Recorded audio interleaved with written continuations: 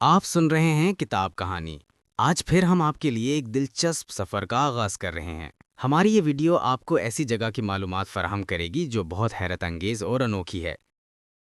خوش آمدید۔ آج ہم ایک ایسے ملک کی کہانی میں غوطہ لگانے والے ہیں جسے اکثر لوگ ٹھیک سے نہیں جانتے۔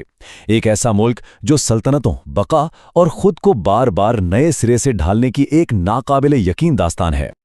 اچھا، جب بلغاریہ کا نام سنتے ہیں تو ذہن میں کیا تصویر بنتی ہے؟ شاید مشرقی یورپ کا کوئی چھوٹا سا گمنام ملک، لیکن مجھے یقین ہے کہ اس سفر کے اختتام تک یہ تاثر مکمل طور پر بدل چکا ہوگا۔ چلیں اس میں تھوڑا گہرائی میں اترتے ہیں۔ سوچیں ذرا، دنیا کا سب سے پرانا سونے کا خزانہ وہ یہیں دریافت ہوا تھا۔ یہی وہ جگہ ہے جہاں سرلک حروف تہجی بنے جو آج کروڑوں لوگ استعمال کرتے ہیں۔ یہ قرون وسطیٰ کی ایک سپر پاور تھی اور آج گلاب اور لیونڈر کے تیل کی پیداوار میں دنیا پر راج کرتی ہے، اور یہ تو صرف شروعات ہے۔ تو اس ملک کی تاریخ کے وزن کو پوری طرح سمجھنے کے لیے پہلے یہ دیکھنا بہت ضروری ہے کہ آج ہی ملک ہے کیسا اور کہاں کھڑا ہے۔ آج بلغاریہ ایک پارلیمنٹری جمہوریہ ہے، اس کا دارالحکومت صوفیہ ہے، اور دیکھیں یہ یورپی یونین، نیٹو اور شنگن ایریا کا بھی ممبر ہے، جو اسے عالمی سطح پر ایک اہم مقام دیتا ہے۔ اور اس کی آبادی بھی کافی متنوع ہے۔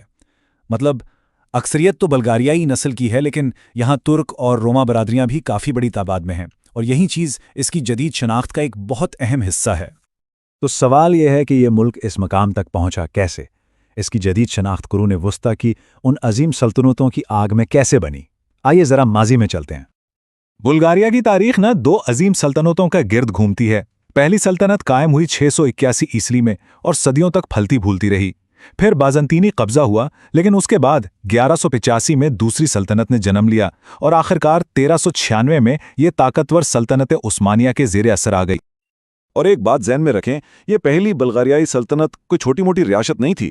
یہ اس وقت یورپ کی 3 سپر پاورز میں سے ایک تھی، بیزنطینی اور کیرولینجین سلطنت کے برابر۔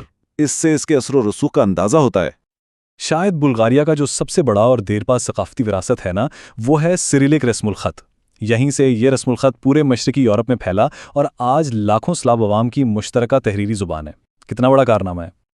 لیکن اس کے بعد ایک بہت ہی مشکل دور شروع ہوتا ہے، تقریباً 5 صدیوں پر محیط غیر ملکی حکمرانی کا دور، جس نے اس قوم کے عزم کا واقعی میں امتحان لیا۔ ذرا سوچیں، 442 سال، یہ ایک بہت بہت طویل عرصہ ہے۔ سلطنت عثمانیہ کی حکمرانی نے بلغاریہ کے معاشرے اور اس کی شناخت پر بہت گہرے نقوش چھوڑے۔ اور اس دور میں ایک بڑا دلچسپ تضاد نظر آتا ہے۔ ایک طرف تو عثمانی حکومت نے قومی شناخت کو دبانے کی کوشش کی، لوگوں کی پہچان اب بلغاریائی ہونے کے بجائے ان کے مذہب یعنی عیسائیت سے ہوتی تھی، لیکن دوسری طرف دور دراز علاقوں میں جو خانقاہیں تھیں انہوں نے زبان اور ثقافت کو زندہ رکھا، اور یہی چیز بعد میں آزادی کی تحریک کی بنیاد بنی۔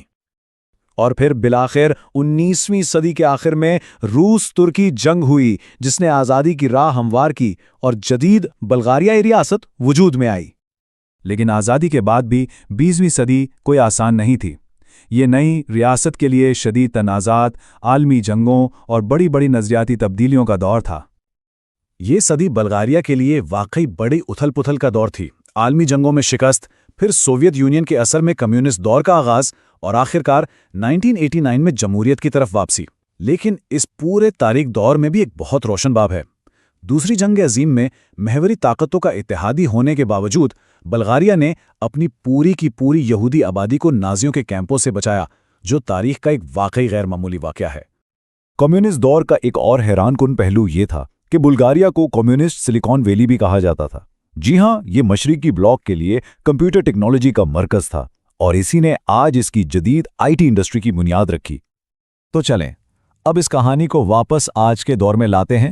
یہ اتنا لمبا تاریخی سفر آج کے بلغاریہ کے چیلنجز اور مواقع سے آخر جڑا کیسے ہے؟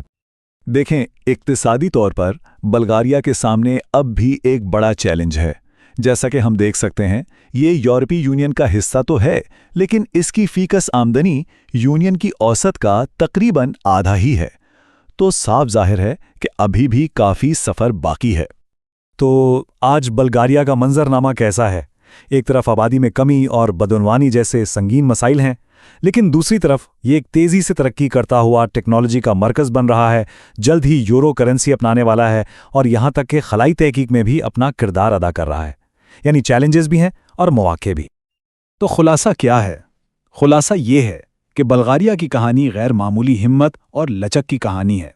ایک عظیم سپر پاور سے لے کر صدیوں کی غلامی تک اور پھر ایک ماڈرن یورپین ملک کے طور پر دوبارہ ابھرنے تک، یہ مسلسل تبدیلی اور بقا کی ایک لازوال داستان ہے۔ قدیم تھریسی تہذیبوں سے لے کر آج کے ٹیک ماہرین تک اس ملک نے ہمیشہ خود کو قائم رکھا ہے۔ تو اب سوال یہ ہے کہ اس کی تاریخ کا اگلا باب کیسا ہوگا؟ ہماری یہ معلوماتی ویڈیو یہیں اختتام پذیر ہوتی ہے۔ ہم امید کرتے ہیں کہ آپ کو یہ سفر پسند آیا ہوگا۔ جو باتیں ہم نے آپ کو بتائی ہیں، اگر وہ آپ کے لیے نئی تھیں تو کومنٹس میں ضرور بتائیے۔